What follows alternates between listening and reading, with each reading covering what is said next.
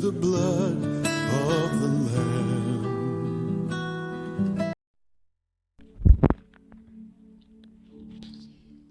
Bonjour à tous, je bénis le Seigneur pour sa grâce encore ce matin et je bénis le Seigneur parce qu'il nous fait encore grâce de partager encore quelque chose de nouveau dans le nom puissant de Jésus-Christ. Aujourd'hui nous allons parler sur l'Éternel notre Dieu est un seul.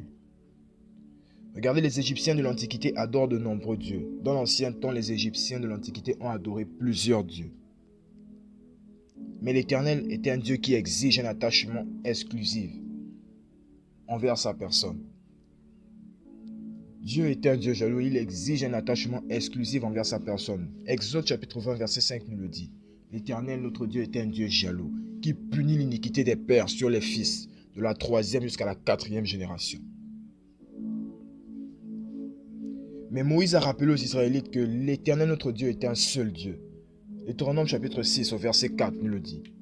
Écoute Israël, l'Éternel notre Dieu est un seul Éternel.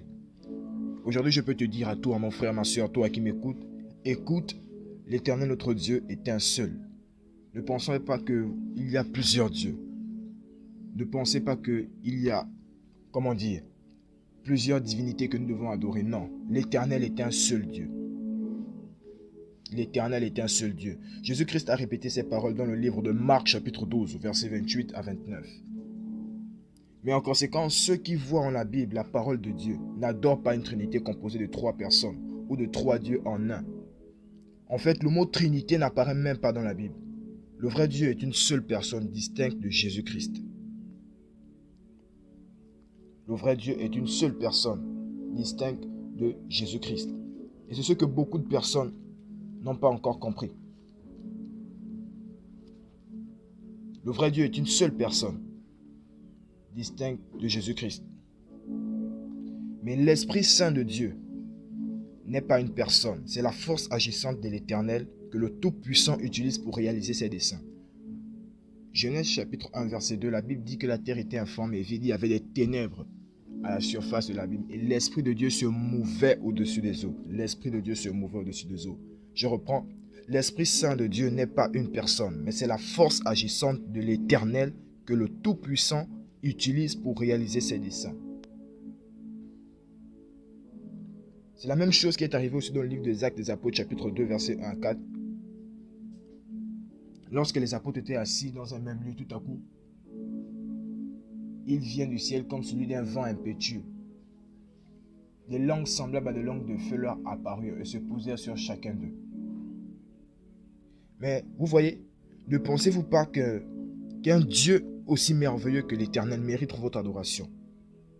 En étudiant sa parole, la Bible vous apprend à mieux la connaître. En étudiant la parole de Dieu, la Bible vous apprend à mieux connaître Dieu.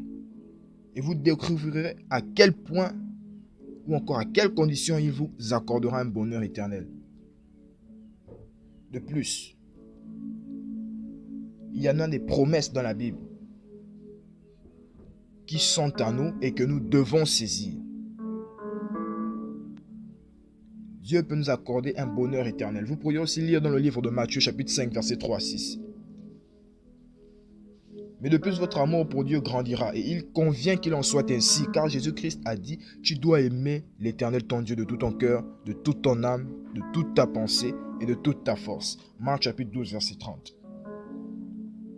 Mais Jésus éprouvait manifestement un tel amour pour Dieu, mais que nous apprend la Bible au sujet de Jésus-Christ. Quel est son rôle dans le dessein de l'Éternel? Ici, pour conclure, je peux dire que le rôle de Jésus-Christ était ici d'apporter l'amour de Dieu. Jésus-Christ pouvait être dans son royaume et dire, Père, j'aime ce peuple qui se trouve sur la terre et je ne veux pas qu'ils périssent pour leurs péchés. Que faut-il faire? Et Dieu pouvait dire à Jésus-Christ, voici, le seul moyen pour sauver ce peuple est que tu te fasses homme et tu partes sur la terre, tu vives une vie d'un homme afin de mourir pour leurs péchés. Tellement le poids était lourd, mais Jésus-Christ n'a pas toutefois refusé. Et il est venu, il s'est livré pour toi, il s'est livré pour moi, il s'est livré pour tes iniquités, il s'est livré pour mes iniquités. Mais ne pensez-vous pas que Dieu a besoin, ne pensez-vous pas que votre adoration, que Dieu mérite votre adoration? Ne pensez-vous pas que Dieu mérite vos louanges? Dieu mérite vos adorations? Dieu mérite tout ce qu'il y a de meilleur venant de votre part. Et le temps nous est fixé, le temps nous est compté, où il est maintenant l'heure d'adorer Dieu en esprit et en vérité. Jean 4, verset 24, Dieu cherche des véritables adorateurs, ceux qui l'adoreront en esprit et en vérité. La question que je peux te poser maintenant, est-ce que tu fais partie de ces adorateurs qui adorent Dieu en esprit et en vérité? Que Dieu vous bénisse.